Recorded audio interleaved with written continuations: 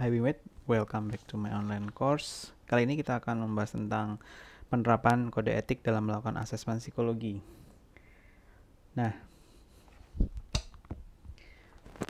seperti yang sudah Anda ketahui sebelumnya, asesmen itu artinya adalah penilaian atau juga pengukuran.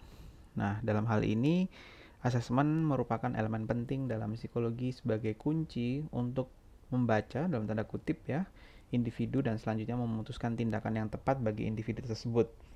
Nah, asesmen ini bisa meliputi observasi, wawancara, dan seperangkat alat tes yang bertujuan untuk memberikan asesmen dan pemeriksaan psikologi.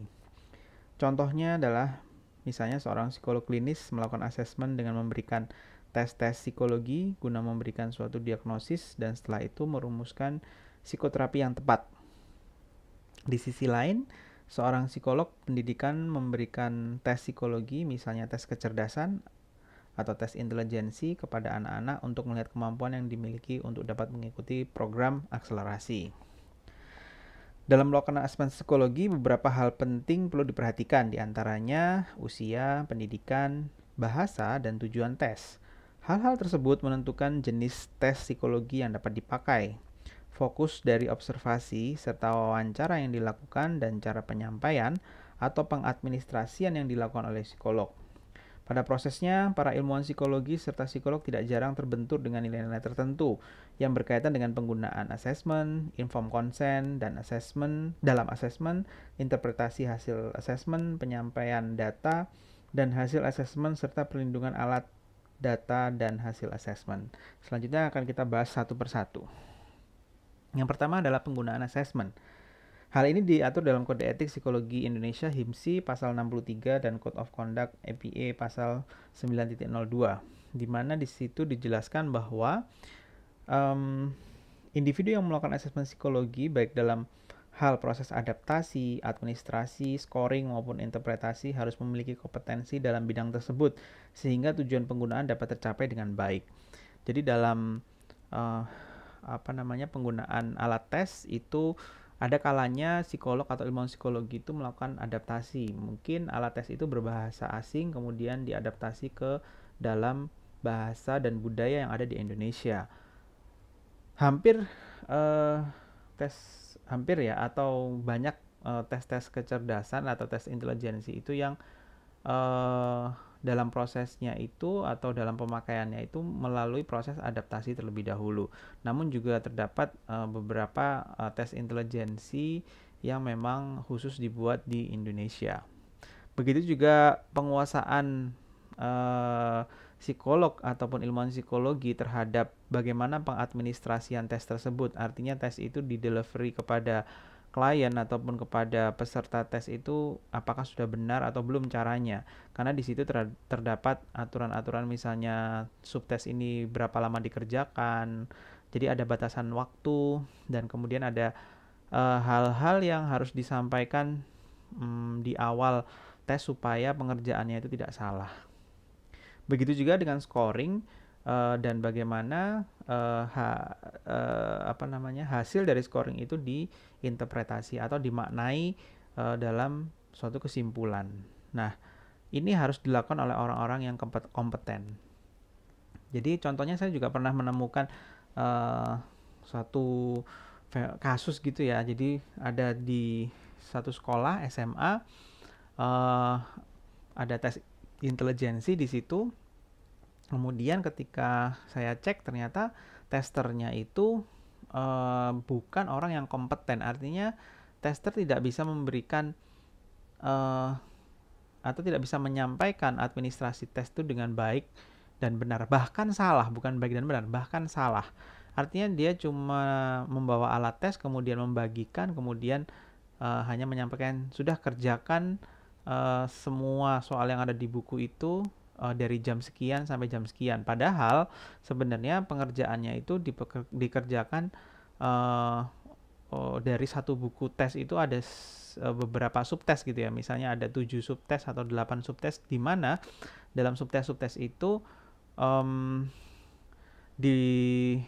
diadministrasikan atau dilakukan itu sesuai dengan waktu yang sudah ditetapkan. Misalnya subtes 1 hanya 8 menit, subtes 2 5 menit, dan seterusnya.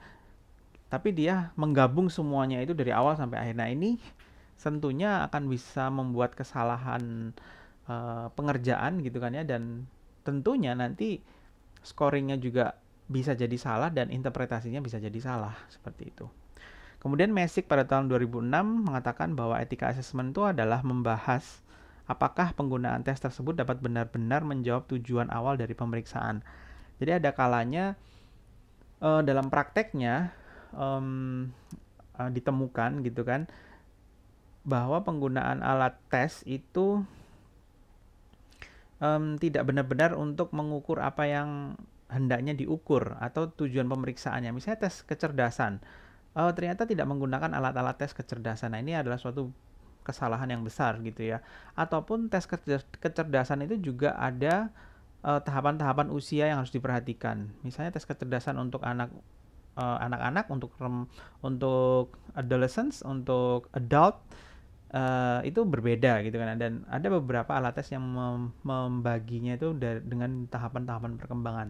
Karena memang secara teori tes kecerdasan itu atau kecerdasan manusia itu berkembang menurut tahap perkembangannya gitu kan ya, sesuai dengan tahap perkembangannya, seperti itu. Tapi juga ada alat tes yang general gitu ya, ada juga seperti itu. Tapi tentunya tidak bisa mengungkap aspek-aspek kecerdasan secara mendetail.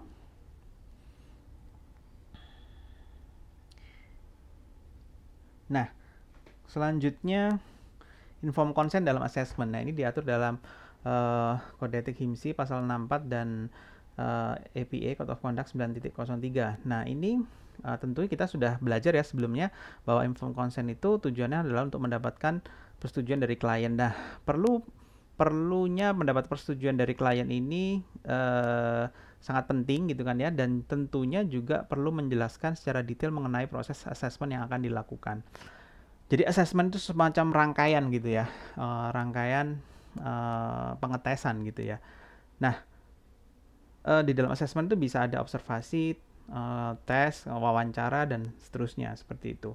Nah, kemudian persetujuan ini bisa diperoleh secara individu maupun dari institusi. Misalnya kalau sekolah tidak perlu mendapatkan informed consent dari setiap siswanya, tapi lebih pada persetujuan langsung dari institusi sekolah. Kemudian interpretasi hasil assessment ini diatur pada Kode Etik HIMSI pasal 65 dan Code of Conduct APA pasal 9.06.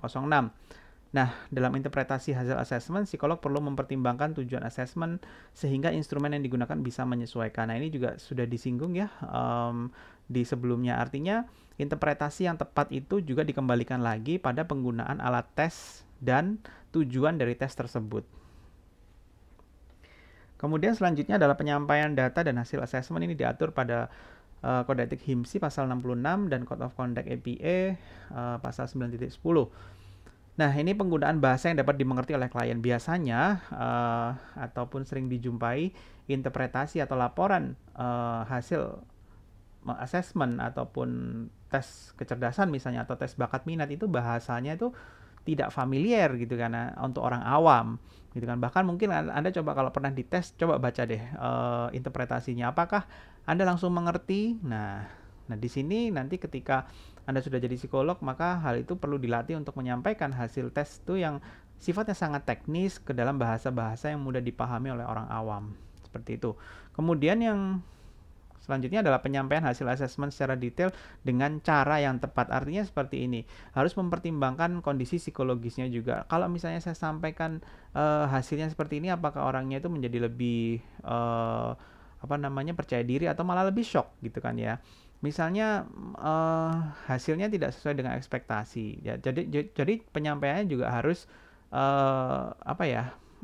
dibungkus supaya tidak sampai menjadikan klien itu menjadi lebih terpuruk gitu. Kira-kira seperti itu. Nah, tapi tentunya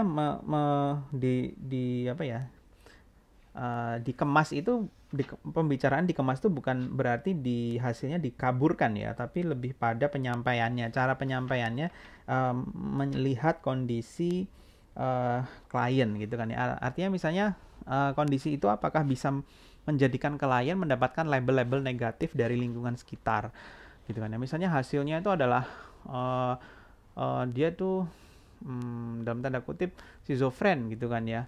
Nah, bukan tanda kutip ya, misalnya schizofren gitu kan.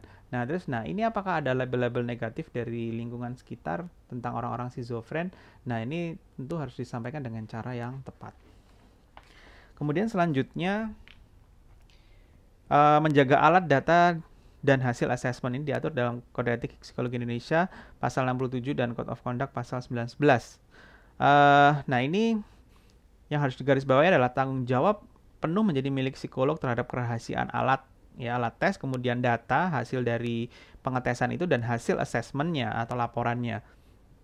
Baik itu dalam praktek individu yang dilakukan secara individu oleh psikolog ataupun yang berpraktek di perusahaan.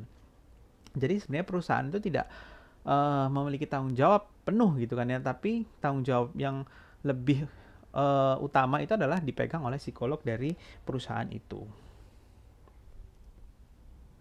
Nah, terakhir ya, jadi apa yang bisa disimpulkan dari pertemuan ini bahwa jadi ilmuwan psikologi dan psikolog itu perlu memahami dengan jelas mengenai isu etika yang berkaitan dengan hubungan majemuk dengan menghindari pemberian asesmen dengan orang-orang terdekat seperti saudara dan teman-teman. Nah, ini juga harus diperhatikan ya, bahwa kalau kita memberikan asesmen pada orang-orang terdekat itu juga bisa menimbulkan bias hasilnya. Nah, kemudian rangkaian pelaksanaan asesmen harus benar-benar dilakukan oleh mereka yang kompeten dalam bidangnya. Jadi ilmuwan psikologi dan psikolog perlu berlatih mengadministrasikan tes dengan benar sebelum melakukan administrasi langsung dengan klien. Kemudian setiap ilmuwan psikologi dan psikolog yang terlibat dalam proses asesmen penting untuk memahami isu-isu etika yang berkaitan dengan hubungan majemuk, informed consent, dan kerahasiaan data. Demikian untuk pertemuan hari ini. Silakan berdiskusi melalui Bella. Selamat belajar.